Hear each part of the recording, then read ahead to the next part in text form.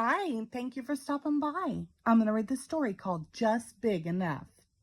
Every morning on my way to school, I always sit in the same seat on the school bus. But this morning, a big kid took my seat. "Excuse me," I said, "you're sitting in my seat." The big kid didn't move. I guess he didn't hear me.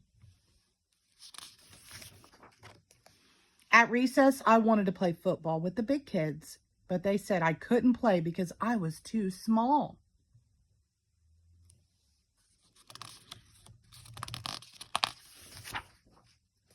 At lunch, the big kids took all of the cupcakes. They laughed when I said they had to share. They told me the cupcakes were just for them. "I wish I were bigger," I said to my friends. They nodded. "I bet there are lots of ways to grow," I said.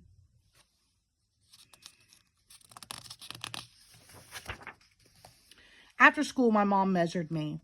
"How can I make myself grow?" I asked Mom. "Eat your vegetables," she said. "They will make you big and strong." So at dinner, I ate almost all my spinach and a whole bunch of carrots. "Am I bigger yet?" I asked Mom. "Not yet," said Mom.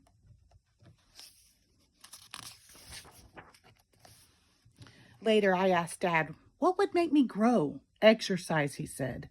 So I did jumping jacks, sit-ups, and push-ups, and I ran around and around. After all that exercise, I didn't get any bigger, but I sure got tired.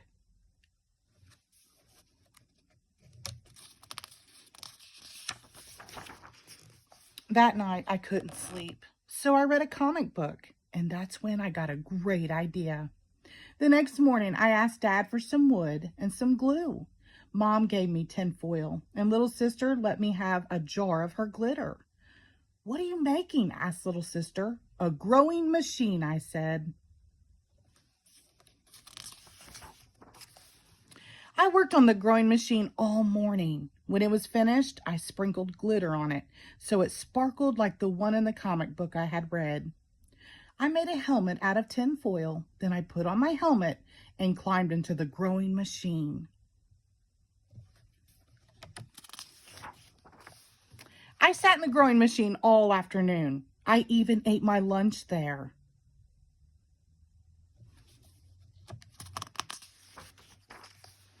When it became dark, Dad said it was time to come home. "Did I grow?" I asked. Dad shook his head and said, "Not yet." "Maybe I should sleep in the growing machine," I said. Dad didn't think that was such a good idea.